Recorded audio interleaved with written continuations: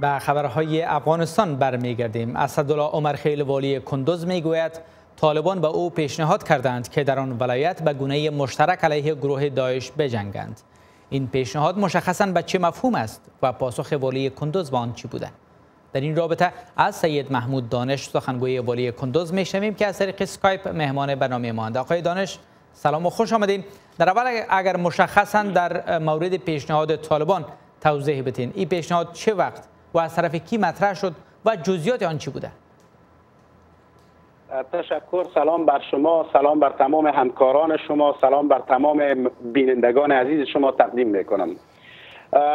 صحبت‌های اخیر آقای عمرخیل والی ولایت کندوز مبنی بر این که گویا نماینده از طرف طالبان به پیششان آمده و گفته که اونها را همکاری بکنن تا با گروه های دیگه هراس افکاری جنگ بکنه. فکر میکنم که نسبتا یک تفسیر بهتر از این صورت نگرفته.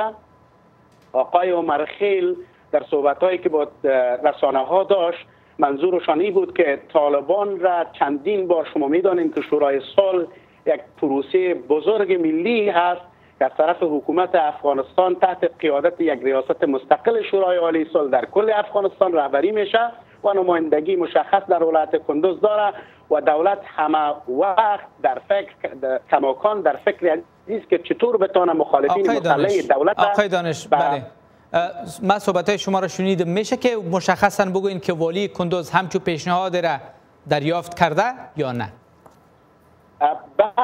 بله توسط وساطت به معنی نماینده طالبان آمده باشد چنین نه. میانجیگری توسط افراد خیره که میخواستن که چگونه تامین امنیت در ولایت کندوز شود. خب یعنی چگونه مخالفین دست از شورش بکشن. بله امی پیشنهاد که از طرف یک افراد سوم در بین تبادله شده، فرد سوم، مشخصاً چی پیشنهاد بوده؟ میشه که روی پیشنهاد کمی صحبت بکنیم؟ چی گفتن؟ اونا گفتن که ما آماده هستیم قبل از اینکه ملا سلام والی نامنهاد طالبان کشته شود در کندوز. اونا گفتن ما آماده هستیم بر روند صلح تا با حکومت یک جای شویم، تحت چتر قانون اساسی و قیادت حکومت اسلامی افغانستان زندگی بکنیم، ولی بر ما مجال بتین تا بتانیم که ما بر روند صلح بپیوندیم. خب پاسخ والی کندوز چی بود؟ پاسخ والی کندوز در برابرشان این بود که سینه نظام و حکومت فراخ است برای پذیرش هر مخالف مسلح دولت، ولو طالب باشه ولو شبکه‌های مختلف دیگه تروریستی باشه. پس اگر همکاری نشد آقای دانشی، یعنی تسلیم شدن طالبان در کندوز؟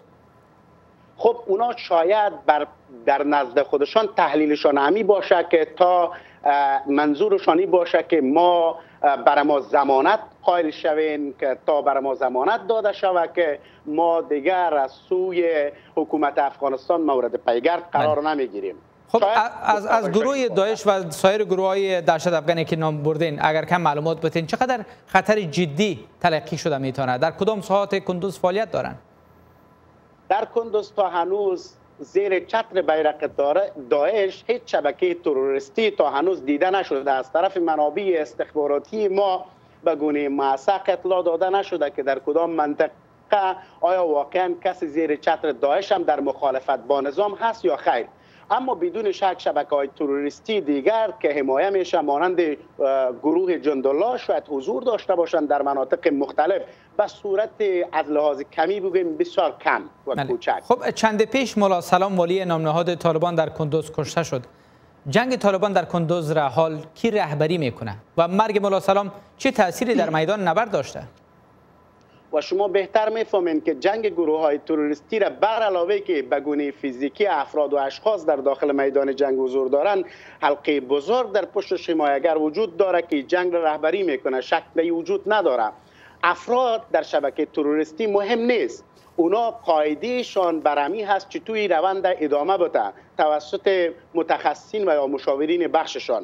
اما مهم برای ما دستاورد حکومت افغانستان است. بدون شک با رفتن ملا سلام از صحنه صفوف طالبان در کندوز تضعیف شده و ما امیدوار هستم که در بهار آینده یک بهار بهتر و خوب و پر از تامین امنیت در کندوز خواهد بود. تشکر از تشریف آوریتون در برنامه.